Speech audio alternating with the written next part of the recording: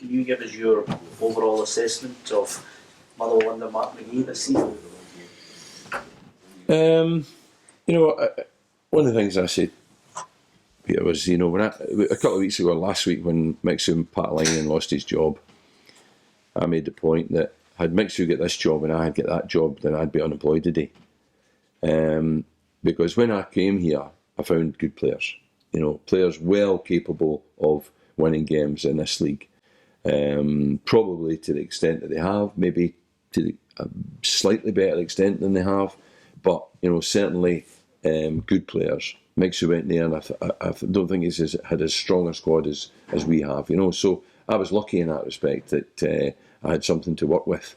So under me, I've managed to at times find a shape that worked for particularly the three strikers and has been successful for us. So yeah, it's been fine. You might be underselling your qualities a little bit there. Do you feel as if from your last time here, have you done things differently, or have you stuck to that same blueprint? No, I'm pretty much the same man as I was then. I mean, of course, I'd like to think you evolve. You've got to, if you don't get better, then you're going to stay still. The game itself and the stuff that we do in the game changes all the time, and whether it's in preparation or training or in GPS and all that stuff that we're now doing and we weren't doing when we were here the last time. But ultimately, it's about getting the best out of players. And I think they pretty much managed to do that. But I think over my career, that's pretty much what I've done. I think that's probably my strongest point. You've got two quick questions on the players here. You've got a difficult dilemma with players that have really, put themselves in the trenches for you, who are experienced players.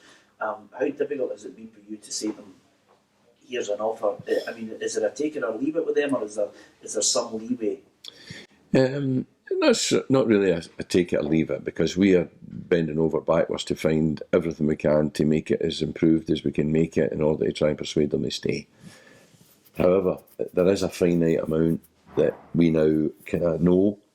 We need a squad next year of 20, and therefore in order to get that at a relatively reasonable level, we have to make offers that allow us to afford that, because we don't have a generous benefactor sitting in the wings to make up some shortfall. Those days have gone here.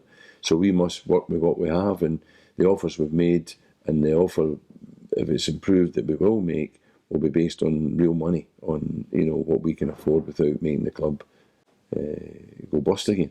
You're in a difficult dilemma because, quite simply, a lot of the players, experienced ones that I've spoken to, say they're hoping to try and be fair and hope the club can reciprocate. Yeah, that's the process. I think the boys are reasonable. Don't get me wrong. The boys are intelligent boys, and they understand the dilemma that the club finds itself in. They know we're not making it up. We know that we're not saving a whole trench of money to go and get to somebody else that's coming in. They know it's not like that. They know that we are doing the best we can to get them the best offers they can, and I do think that they're in their minds trying to be as flexible as they can and as accommodating within their needs and within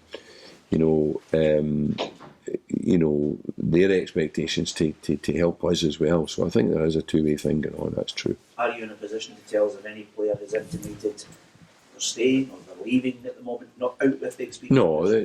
I think there's another. We now need to go back to them and sort of speak to them again and see where we're at with it. Do you think that could be a lengthy process, or do you need to get these things wrapped up quite quickly? I hope it's not a lengthy process. Both for their sakes, because if players are not going to be here, they need to go on with getting themselves another job. If they are going to be here, then we can then put that to bed, and then we know where the gaps are, and we can go on with filling those gaps. So it's going to benefit both of us to know as early as we possibly can. Just looking ahead to Sunday, how do you approach this game? Obviously Celtic have been half-time mode, but they want to finish on a high for Ronnie Dyle as well. Yeah, I think the fans will be in a party mode. I don't know if the players will be. I think they'll enjoy the day. I used to enjoy those sort of days. But we've won there once. I don't know when the last time somebody went there and won twice in a league season, so there's an opportunity for us to do that. We're in good form. We should, I think, be going there to play for fourth, but we're not. We've secured fifth, which is disappointing, but I think we're going to go there as we did the last time and try and win the game. You know, we're not going there with any fear. Because there's nothing to fear in terms of we know we can give them a game, and secondly because there's nothing to lose, because you know we've got 5th place and there's nothing else to be decided. Can I ask you about, you mentioned there evolving, getting better, but do you feel as if, depending on who you can get in, you're looking to try and get top 6 next season again, you know, even greater heights? I don't think. I think at this moment in time, given we have at the moment, I think 11 players signed for next season, and 4 or 5 of them will be young lads that haven't really had a lot of experience. I don't think at this moment in time I can make any predictions about what my expectations would be for next season. If we re-sign the ones we want to sign, and we sign the extra players we want to sign, then I would hope we could kick on from where we are. But we've got Rangers back in the league, of course. Hibs, Falkirk, you know, might be back in the league, any of them. And the league could be stronger again next season. So I think we have to wait to see the squad we have at the start of the season before we can really measure expectations.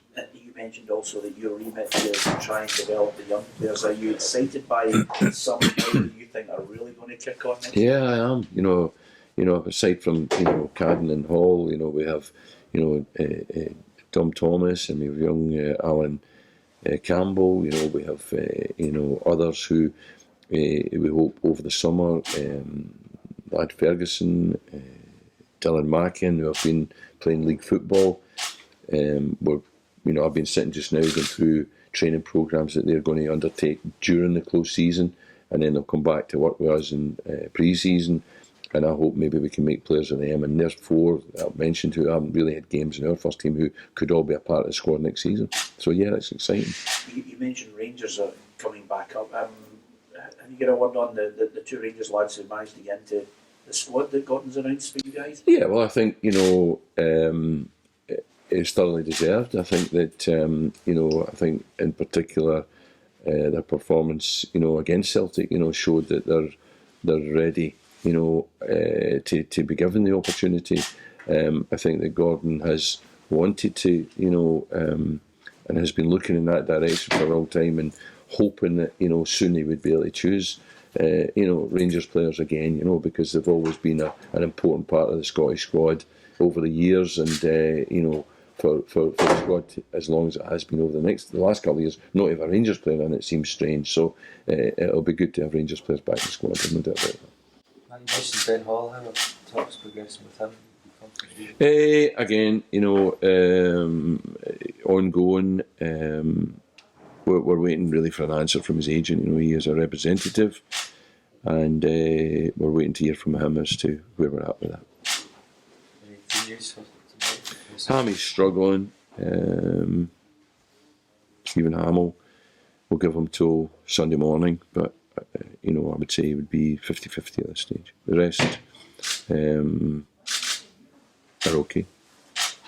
Josh Laws, No, not Josh. We decided a couple of weeks ago Josh was out for the rest of the season.